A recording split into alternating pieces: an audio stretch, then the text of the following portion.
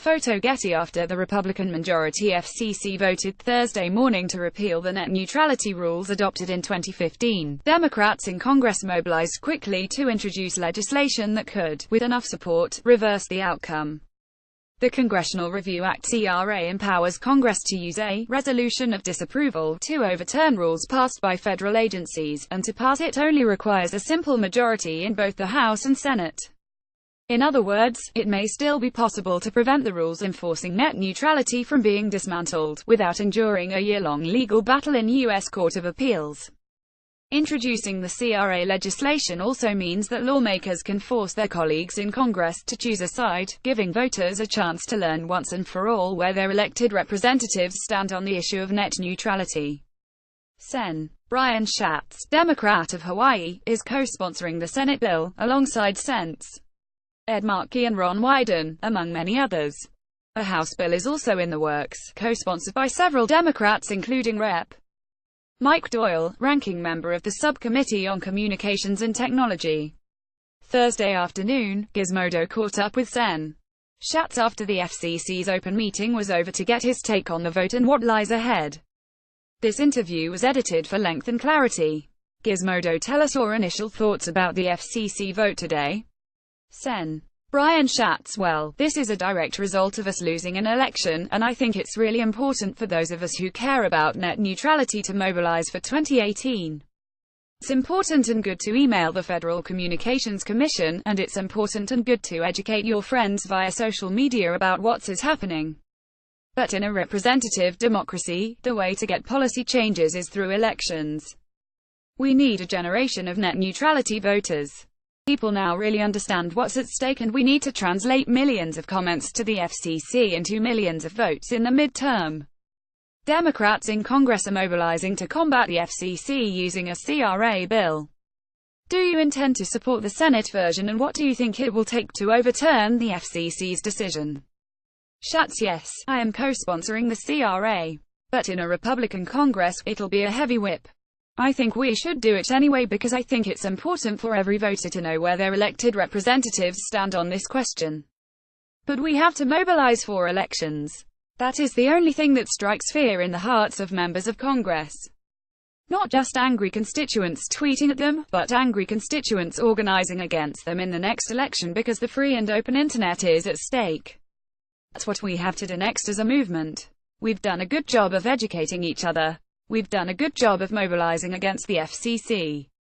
But the FCC had the votes at the beginning and they had the votes at the end, and that is because we lost the last election. So we've got to focus on converting all of this justified outrage into electoral power. That is absolutely doable, given the number of people who feel passionately about it, and the cross-section of people who feel strongly about it. This isn't just a progressive issue. It's important to conservatives and just regular consumers who want to make sure they can get their video on an uninterrupted basis. If the Democrats were to take back Congress in 2018, do you think they would try to pass legislation that would take the net neutrality issue out of the FCC's hands once and for all? Schatz, I think we have to work multiple strategies at the same time. I think there's a short-term legislative strategy, I think there's a longer-term legislative strategy in terms of enshrining net neutrality principles into law rather than a rule, and I think there's an election strategy. And not for 2018, but for 2020, people need to understand that the President of the United States determines the composition of the FCC. This is a result of Donald Trump being president. For anybody who cares about a free and open internet, we've got to be mobilized next year and a few years from now.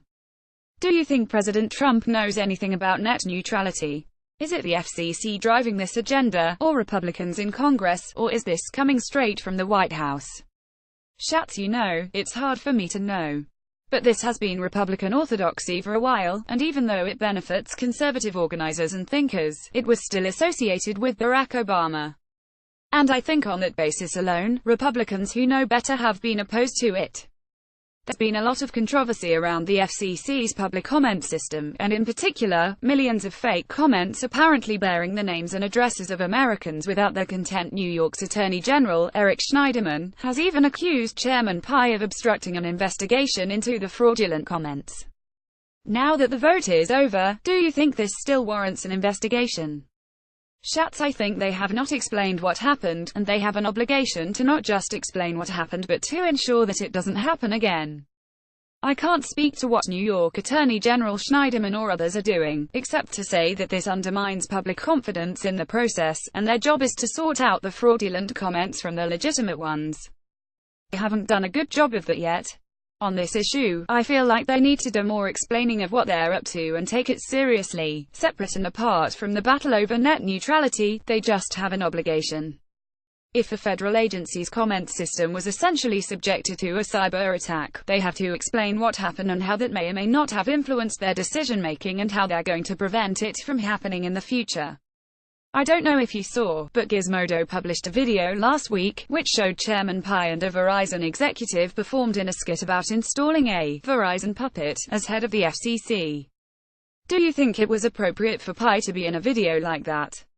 Schatz, no, and I think it goes to how people view Washington interaction with corporations. Everybody's chummy, and this is all a game and a big joke, and we can all enjoy ourselves at some fancy dinner. And so, do you know, let me put it this way, I personally like Commissioner Pai. But this action and the kind of casual joking around the action, it reinforces everything that is frustrating about Washington for your average person.